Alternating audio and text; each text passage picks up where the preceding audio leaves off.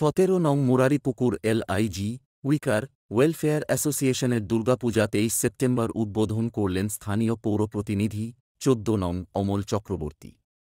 ভাষ্যে কথাকলি সোমা ও কারিগরি অনির্বাণ দাস।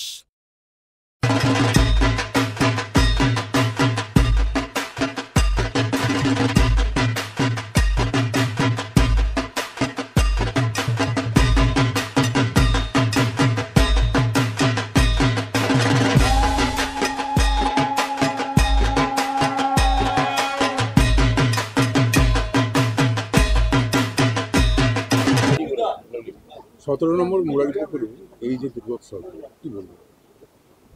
এটা একটা ঘরোয়া ফ্যামিলির পুজো। আবাসনদের এই 6-7 দিন এরা এক জায়গায় সবাই আড্ডা দেয়, খাওয়া দাওয়ার থেকে আরম্ভ করে। আর এই ফ্যামিলির পুজো বলতে আবাসনের পুজো। আমরা সবাই আসি এখানে এবং আজকে এই বছরে ধরুন কালকে রাত্রেবেলা যা দুর্যোগ গেছে, আপনাদের নিউজের মাধ্যমে অনেক পুজো প্যান্ডেল এখনো কমপ্লিট করতে পারে না। সেখানে আবাসনের মানুষরা এরকম অ্যাক্টিভ না হলে ঠাকুর এনে, এত বড় ঠাকুর এনে কিরকম সুন্দরভাবে আজকে উদ্বোধন করলো। মা এদের সঙ্গে আছে, থাকবে, আর এরা ভালো থাকবে। 67 বছর ধরে এই পুজোটা চলছে এবং মুখ্যমন্ত্রী মমতা ব্যানার্জি ইতিমধ্যে 1,10,000 টাকা এই প্যান্ডেলের জন্য পশ্চিমবঙ্গের বিভিন্ন ক্লাবের জন্য করছে, এখানেও করেছে। এই যে তার চেষ্টা, আন্তরিকতা। মুখ্যমন্ত্রী এই শুধু এই প্যান্ডেলে না, সারা কলকাতা শহরে যত পুজো হচ্ছে সবগুলোতেই দিয়েছে 1,10,000 করে।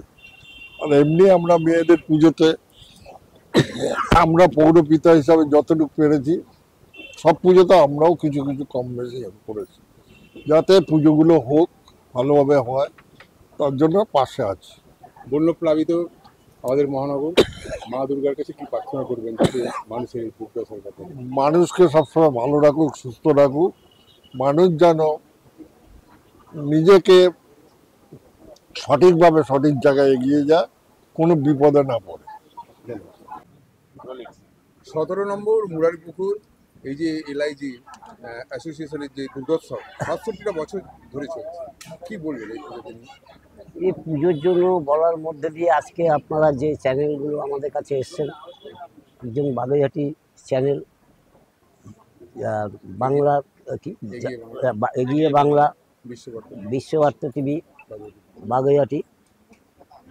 কথা হচ্ছে আপনারা এসছেন, মানে আজকে আমরা যে 67 বছর ধরে যে পুজো, এর মধ্যে আমাদের বাবারা, কাকারা, জ্যাঠারা এবং দাদুরা যারা বেঁচে ছিলেন তারাও এই পুজোর সঙ্গে যুক্ত ছিলেন, পুজো করেছিলেন। তো চিরজীবন তো মানুষ বেঁচে থাকে না, কাউকে না কাউকে পুজো ধরতে হবে। তো আমি এসছি এখানে 2010-25 সেপ্টেম্বরে এই অ্যাসোসিয়েশন যখন ভেঙে যায়, বাচ্চারা পুজো করছিল। এই অ্যাসোসিয়েশন তখন বড়রা ভেঙে দেওয়ার পরে হয় কি, পুজো বাকি 1 মাস। সেই সময় আমার কাছে গেছে, আমি এই আবাসনে থাকি 1965 সাল থেকে। আমার বাবা, আমার মা, আমার দাদা, আমার পরিবার সব আমরা এক পরিবারের মধ্যে আছি।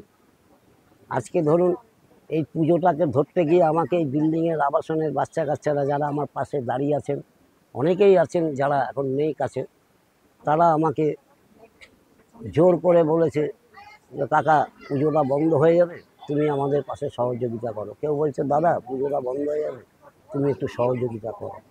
আমি ঠিক আছে। 67টা বছর ধরে কি বলবেন, আমরা কি করে সম্ভব এটা করছি? এই পুজোটা মানে আমাদের একদম মানে নিজেদের পুজো বলতে পারেন, ঠিক আছে। আমাদের যিনি সেক্রেটারি দিলীপ দা, মানে উনি আছেন বলেই পুজোটা হচ্ছে, সোজা কথা। মানে ওনার পক্ষে এতটা সব কিছু মেনটেন করা, মানে উনি বলেই পসিবল সেটা। হ্যাঁ, আর কেউ হলে সেটা পসিবল হতো না। আর আমরা এই পুজোটাতে খুব আনন্দ করি। এই যে ওপেনিং হলো, দেখতেই পেলেন, খুব আনন্দ করলাম। আবারও এই পুজো যখন সপ্তমী, অষ্টমী, নবমী, দশমী 4 দিন আমরা সবাই মিলে খুব এনজয় করি। আমাদের খাওয়া দাওয়া হয়, আমরা ভোগ প্রসাদ বিতরণ করি, নিজেরাই আমরা সব করি বেশিরভাগ, মানে পুজোর কাজ থেকে আরম্ভ করে। হ্যাঁ, পার্সোনালি থাকে।